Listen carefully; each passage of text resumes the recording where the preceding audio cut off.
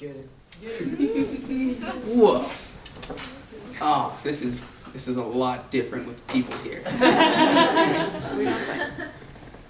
So, mine's called Three People That Have Inspired Me. So, don't judge. Throughout my life, I've been picked on and made fun of. And We love you, Leo. so I'm always looking for people to look up to and see as role models. This trip has opened my eyes to see three people who I can now look up to. They have been through similar things such as racial injustice and many more. Toussaint is the first person I'd like to talk about this evening. Toussaint to me is a spiritual activist. A spiritual activist is someone that advocates for what you believe in and bringing out your feelings. He's also a singer, drummer, and much more. During our first day in Boston, when we first met him, during a spoken word meeting in the First Baptist Church in Jamaica Plain. That day he sang us a song titled Monster, which talked about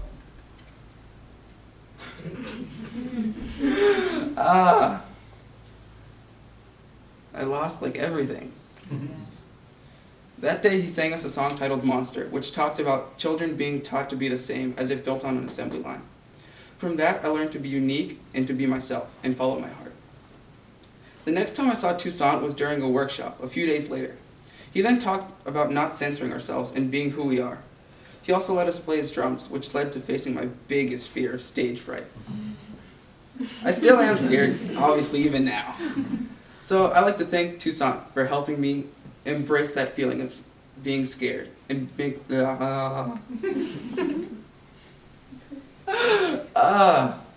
and looking at it with a smile. The next person I'd like to talk to you guys about would be a security guard at the Portland Public Library named Marco. Marco.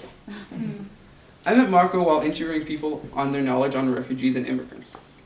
At first, looking a bit intimidating and even a bit scary, I asked him if we could talk to him about refugees and immigrants.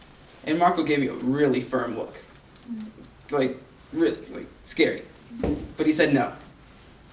So with some good old-fashioned complaining, I got him to crack, and we sat down and talked. He started talking, and I noticed his heavy Yugoslavian accent. He then said, "What do you want to know?" So I asked him, what was the hardest thing about moving to the U.S.? And he responds with, the hardest part would be hearing all these good things about the U.S., and how if you come, you immediately turn rich and have a perfect life. He said, when I first got here, I didn't have anything. So to put it simply, he had come with only clothes and a passport. So we keep talking, and he mentions home. He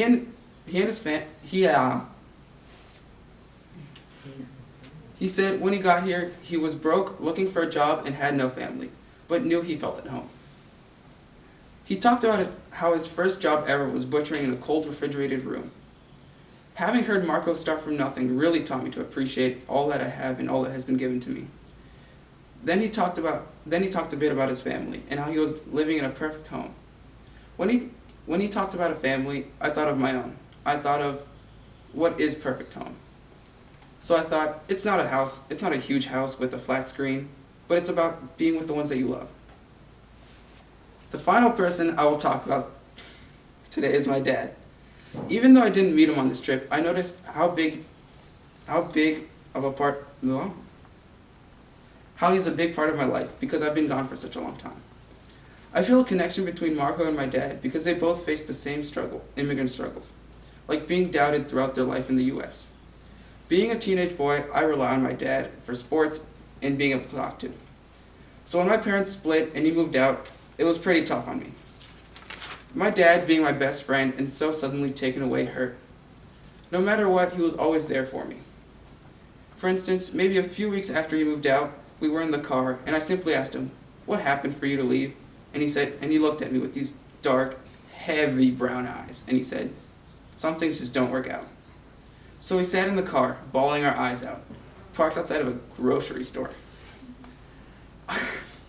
On the Field Academy backpacking trip, I remembered a story he once told me about his childhood in Mexico.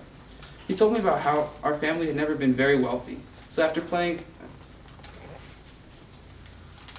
7 intense hours of soccer, he would go home and give his lunch and dinner to his sisters because there was never enough food to go around. In a result to that, At my age, I weigh about 150 pounds and I'm 5'9". My dad, because of this, was built a bit different. He was close to 90, 100 pounds and was about 5'11". So my dad is an inspiration because throughout his life he has been picked on, made fun of, and doubted, but has always risen from a challenge and succeeded. So he has taught me to love the ones around me no matter what. The reason I chose these three people is because no matter how hard they fall, they immediately get back up with a grin on their face. Thanks to the Field Academy, I have gotten the chance to see and meet and re-meet these amazing people. Yay!